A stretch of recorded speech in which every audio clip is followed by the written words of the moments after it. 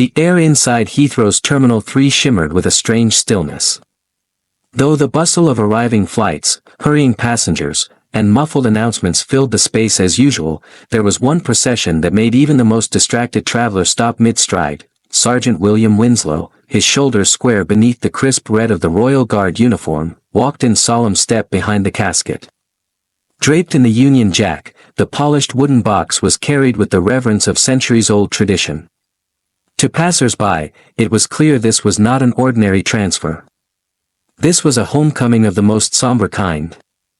A soldier had returned. Lieutenant Matthew Henshaw, age 27, had fallen in a remote outpost during peacekeeping duty.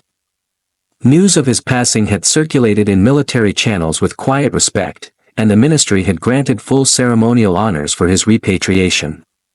It was Winslow who had been entrusted with the duty, an honor, yes, but also a burden he carried in every step.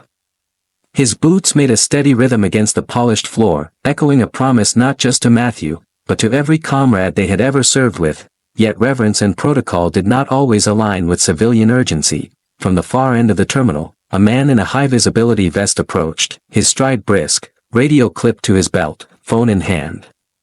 Richard Barnes, the senior airport operations manager for the morning shift, was already juggling delays from 2 incoming transatlantic flights, a faulty luggage carousel, and an overbooked gate, and now, this, excuse me, Sergeant. Barnes called out, lowering his voice as he drew near. He glanced at the flag-draped casket, then at the cluster of uniformed airport staff behind it, forming a loose cordon. I understand this is a ceremonial escort, but we're experiencing a significant congestion issue at this terminal. We need to discuss rerouting this procession, possibly through a secondary service corridor. Winslow paused but didn't stop walking. Barnes kept pace. I do appreciate the nature of this, truly. But we've got 2 A380s about to offload. If this continues through the main concourse, we'll be gridlocked in 10 minutes. Sergeant Winslow turned his head slowly, not out of rudeness, but out of a deliberate need to weigh his words. He had dealt with hostile fire, foreign negotiations, and moments of peril in lands far removed from the relative calm of a British airport. But this was different. This was home soil. And the young man in the casket was one of theirs. This is Lieutenant Henshaw's final journey, Winslow said, voice steady but quiet. His family is waiting on the tarmac.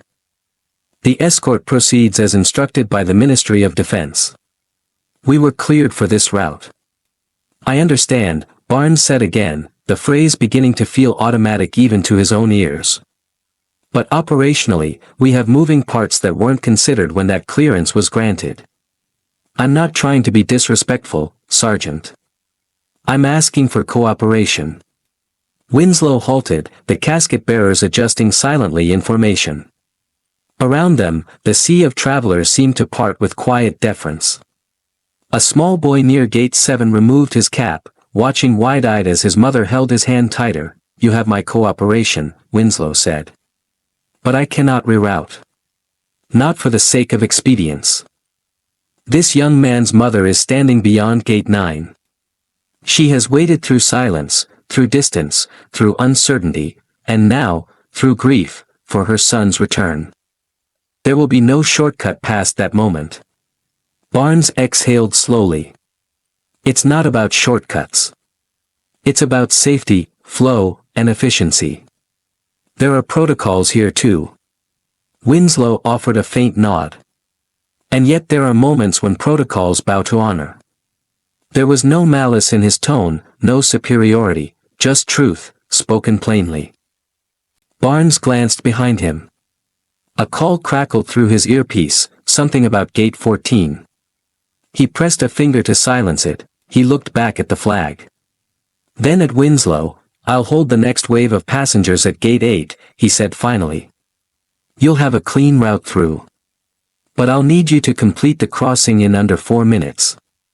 Winslow gave a short nod, acknowledging the compromise without fanfare. Understood. The march resumed, and for the next 100 paces, no one spoke, not even the overhead speakers.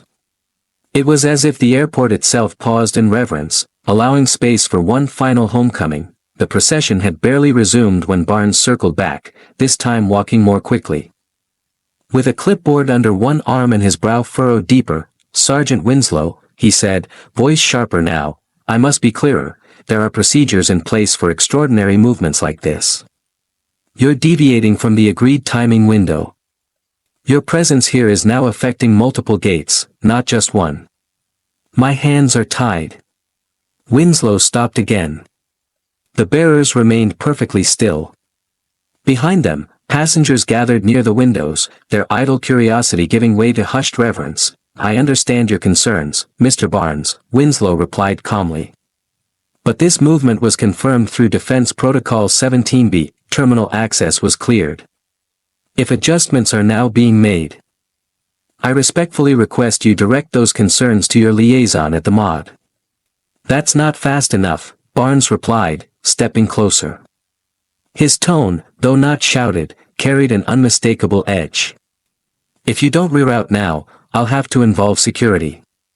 You're creating a bottleneck, and I've got 3 inbound flights full of families with small children, elderly passengers, people who don't understand why their exit is blocked by a parade." Winslow's jaw tensed, but his voice remained steady. "This is not a parade. That is a soldier who gave his life in service to this country." His words were not defiant, but rooted in something Barnes hadn't anticipated: stillness. A sort of unshakable grounding. Not theatrical. Not obstinate. Just immovable. Just behind the cordon, Mrs. Henshaw stood with her younger son, no more than 16, his hands trembling as he clutched his late brother's beret. Her eyes were red but dry, as if she had no more tears left to give. She had been told she would see Matthew one last time as he crossed the threshold, and nothing, no flight, no timetable, no airport protocol, would stand in the way of that. Barnes glanced toward her. She didn't speak. She didn't need to, and still, something in him resisted yielding. "This is a public space, Sergeant," Barnes continued, lowering his voice slightly. "It's not under military jurisdiction." Winslow nodded slowly. "You're correct. But for the next 60 seconds, with your cooperation, it can be a space of national dignity." "I don't think you understand what I'm dealing with." "I do," Winslow replied. "I understand competing pressures. But you are dealing with a queue. I am carrying a casket." The silence that followed was heavy. Even the tannoy announcement seemed quieter now, as if the airport itself was aware of the line being drawn. For Barnes, this wasn't personal. He had begun his morning trying to prevent a pile-up of missed connections and complaints. But now, standing face to face with a man in full ceremonial regalia and a grieving mother only feet away, it felt less like logistics, and more like legacy. He looked around. A small crowd had formed, phones lowered, no one filming. Just watching. Bearing witness. That strange, collective human hush that arises when something sacred, however fleeting, enters a public space. Then Barnes looked back at the casket. The flag was pristine. Not a wrinkle. "You could move through the service gate," Barnes murmured, "one last try. We could make an announcement. It might even be more private for the family." Winslow didn't react immediately. When he did, it was with a slight tilt of the head, as though considering the offer with all due respect. Lieutenant Henshaw's mother requested to see her son come home. Not through a freight corridor. Not down a service hallway. But here, where the public can remember that someone gave up his future, so others could make it to theirs. Barnes felt something in his throat shift. An ache he hadn't prepared for. He looked again toward Mrs. Henshaw. She had not moved. She was staring at the casket. Unmoving, a hand on her younger son's shoulder, her back as upright as Winslow's. For a moment, the roles blurred. It no longer felt like a confrontation between authority figures, but a fragile equilibrium, between the world that moves forward, and the part that must stop to remember. Finally, Barnes stepped back. "I'll hold the next 2 gates," he said softly. "Tell the family I'm sorry for the delay." Winslow gave a small nod. It was not victory. It was understanding. With that, the final stretch began. The procession advanced again, no faster, no slower, only steady. Passengers who had once been annoyed at the blocked path now stood aside respectfully. A woman in a pilot's uniform removed her hat. A janitor paused his mop. The rumble of a suitcase wheel against tile became the only sound for several long moments. Mrs. Henshaw took a step forward as the casket approached. Her hand trembled slightly as she reached out, not to touch, but simply to be near. The younger brother stood still, beret still clutched in his white knuckles. Winslow stopped. He turned to face the family, his eyes meeting the mother's for the briefest second. It wasn't permission he asked for, it was solidarity.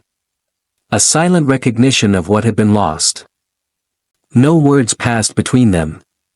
There were no words that could match this moment, and then, with the quietest of signals, the casket bearers adjusted their grip and turned the final corner toward the tarmac door. As the heavy tarmac door hissed open and daylight spilled across the polished floor, Sergeant Winslow felt the wind push gently at his coat. The sound of jet engines hummed distantly, like thunder far away. The smell of fuel mixed with the sharp morning air. He didn't move at first. The casket stood between him and the waiting family, but in his mind, it was no longer just a soldier's body he was escorting. It was Matthew Henshaw, the boy from Gloucestershire with the bad haircut and the brilliant sense of direction.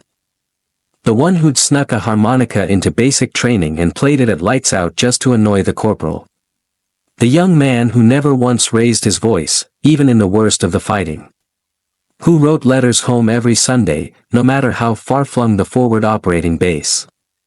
Who once stepped between a roadside blast and his fire team without blinking, and the man who, on their final mission together, bled out in Winslow's arms, barely conscious, whispering one last thing through cracked lips, "Bring me home proper, Will."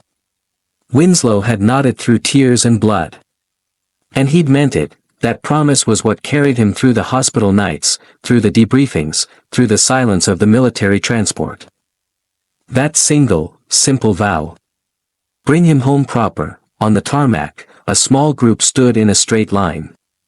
No more than 10 people, family, liaison officers, a chaplain, but Winslow only saw 3, Mrs. Henshaw, her hand clutched tightly around a bundle of white lilies, an elderly man with a proud posture and silver hair beneath a beret, his medals glinting faintly in the sun, and a little girl, maybe 6, in a navy blue coat with red buttons, her curls tied back with a ribbon.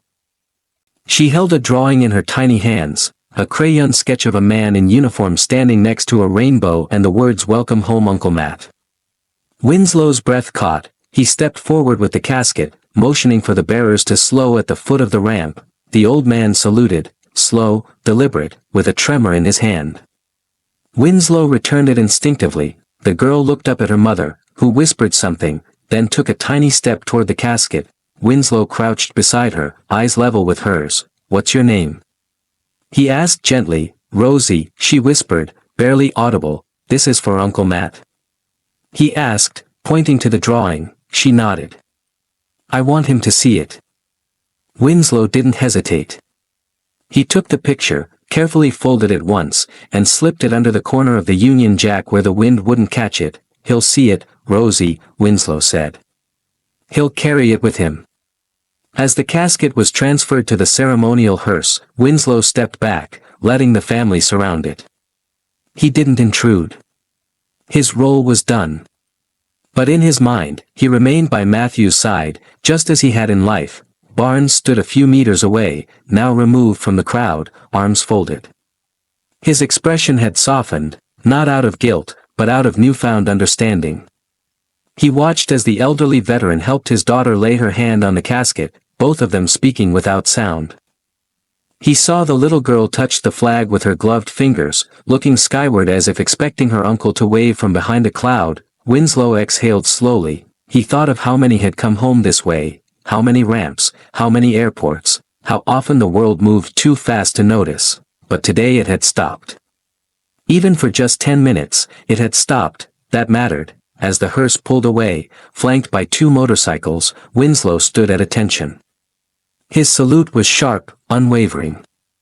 A final send-off, then he lowered his hand, and something unexpected happened. Barnes approached. I spoke with the tower, Barnes said quietly. We're delaying the next gate push for 2 minutes. They'll hold the departure lanes. Winslow didn't reply immediately. Some moments, Barnes added, shouldn't be rushed. Winslow met his eyes. For the first time, there was no tension. Only a shared respect. Thank you, Winslow said simply. Then he turned toward the runway, the morning sun casting long shadows behind him. Somewhere above them, a plane banked gently toward the clouds, its engines low and steady, like a whisper, and down below, a promise had been kept. The honor guard was halfway down the concourse when Barnes returned again, this time accompanied by a junior coordinator holding a clipboard and a printed map of the service corridors.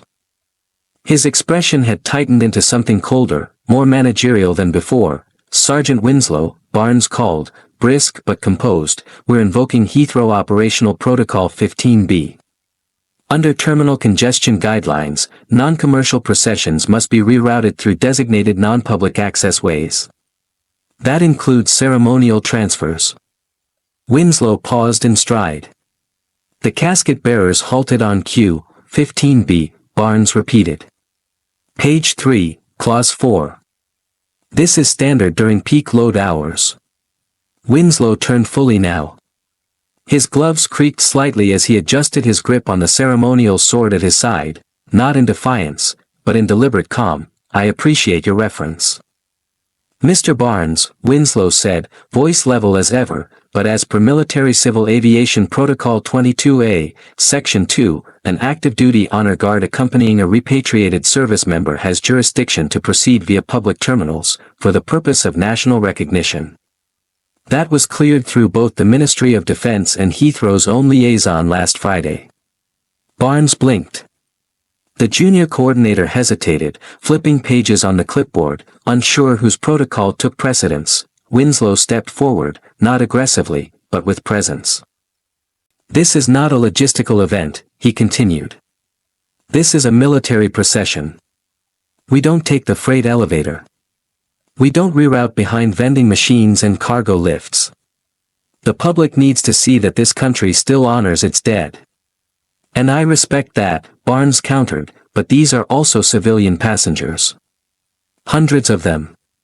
Families, the elderly, a soldier is a son too, came a voice, cracking slightly. Everyone turned. The man who had spoken stepped forward from the small crowd of mourners by the gate, a tall figure in a dark blazer, decorated with an old regimental pin, and a service beret he hadn't worn in years. It was Captain Thomas Henshaw, retired, father of the fallen. His hand rested lightly on the shoulder of Rosie, the little niece still clutching her drawing. He looked not at Winslow, but at Barnes. You want to talk about families, Mr. Barnes? I raised mine wearing the Queen's uniform. I saw friends come home in boxes like this. I carried some of them myself. But I never imagined I'd stand here. Behind my own son. Barnes didn't interrupt. I didn't ask for special treatment today, the elder Henshaw continued, voice trembling. Didn't call the press. Didn't demand a flag on every wall. I just asked to walk my boy home. Where people can see him. Maybe even pause for a moment and remember there's a cost to the peace we take for granted. The silence that followed was absolute, no walkie-talkies crackled. No boarding calls rang overhead. Just the sound of the wind faintly brushing the glass. Winslow lowered his head respectfully. Even the bearers looked solemnly forward, as if grounding the casket even more firmly in that shared moment of truth. Then Rosie, quiet until now, lifted her drawing again. Uncle Matt can't see me if he's in the back, she said softly, looking up at her grandfather. Captain Henshaw swallowed. Exactly, sweetheart. Barnes exhaled. Not in frustration this time, but in surrender to something larger than policies and pages. He looked back at his junior coordinator, then at Winslow, and finally at the casket. The corridor he'd wanted them to take disappeared in his mind, replaced by something clearer, a line of people bearing witness. He stepped back. Proceed as you were, Barnes said quietly. And thank you for your patience, Sergeant. Winslow gave a short, solemn nod. The march resumed, but now, it wasn't just a passage through a terminal. It was something else, an act of national memory, carried on shoulders of duty, and led by the quiet resolve of those who still remembered what service truly meant. The growing tension had not gone unnoticed. Wordless curiosity had drawn passengers from nearby gates. Dozens now stood in a wide semicircle, unsure what exactly they were witnessing, but sensing, somehow, that it mattered. Phones were lowered. Children were hushed. Even airline staff along the gates paused their routines. Barnes shifted uncomfortably as the presence of onlookers became undeniable. His radio buzzed on his hip, but he didn't reach for it. He was too aware of the eyes on him, and on Winslow. The honor guard remained still. The casket, draped in the Union Jack, stood at the center of it all like a wordless witness. Then, cutting through the silence like a bell, came a soft, clear voice. "Is that a real soldier?" A little boy, maybe 5, clutched his mother's coat, wide eyes fixed on the casket. His voice was not loud, but in the stillness, it traveled far. His mother whispered something and gently pulled him back, but it was too late. The question had landed, honest, simple, human. Sergeant Winslow turned his head slightly and met the boy's gaze. "Yes," he answered, not raising his voice. "A real soldier.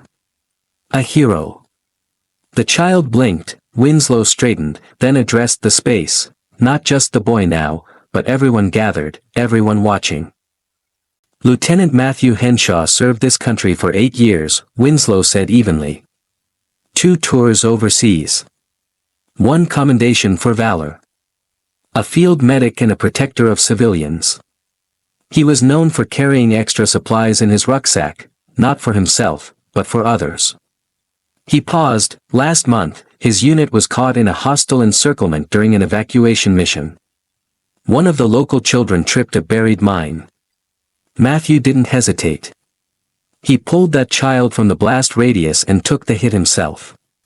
The crowd was silent. He lived long enough to save her. She survived. He didn't." Winslow's voice didn't crack. But his eyes glistened. "I was there. He died in my arms. And before he closed his eyes, he asked me one thing, bring me home proper." A quiet sniffle broke the stillness. A flight attendant near gate 9 wiped a tear and clasped her hands. Some in the crowd bowed their heads. Others closed their eyes. Barnes stepped forward, clearing his throat, trying to salvage the formality. "We don't question the bravery of the man," he said, his voice thinner now, like parchment in the wind. "But this is still a civilian terminal. We have rules. Procedures. We can't allow emotions to override safety." There it was. A last attempt to reframe the moment, as logistics, not loss. Winslow didn't argue, he simply said, "Then let the rules bend for once." A murmur of agreement rippled through the crowd. Quiet, but real. Barnes looked around and saw it. The shift. The people were no longer inconvenienced by a delay. They were participating in a homecoming. Even airport staff, those still on duty, stood with folded hands, eyes forward, like an impromptu honor guard of their own. Barnes closed his eyes briefly, as though wrestling with a decision that had already been made for him, not by protocol, but by presence. He opened them again and looked at Winslow. "What you're doing. It's noble," he said quietly. "But it can't become precedent." "It's not precedent," Winslow replied. "It's grace." Another pause. Barnes nodded once, slowly. "Then go on," he said. "Bring him home proper." Winslow gave a silent signal. The bearers resumed their slow, measured steps, and as they moved through the terminal, the crowd didn't follow. They simply stood, still and silent, watching the soldier go by. As the procession resumed, Barnes, in a final act of authority, stepped forward and placed a hand on the casket. Winslow stopped instantly. With deliberate calm, he reached out and grasped Barnes's wrist, not with force, but with a steady grip that spoke volumes. "Not here. Not now." Their eyes met. In that moment, everything stilled. No one spoke. Even the hum of the terminal seemed to quiet. Winslow's hand held not anger, but resolve. His message was clear. This man has earned his path. Barnes slowly withdrew, and the honor guard moved on, unshaken, unstoppable, carrying not just a soldier, but a nation's silent salute. Airport Director James Cranford arrived with purposeful strides, his dark overcoat catching the light as he took in the scene, the halted procession, the crowd, and Barnes standing frozen beside the casket. "Mr. Barnes," Cranford said, voice low but unmistakably firm, "step back. Now." Barnes obeyed without a word. Cranford turned to Sergeant Winslow, offering a brief nod of solemn acknowledgement. "You have full authorization to proceed as planned. On behalf of Heathrow, I apologize for the disruption."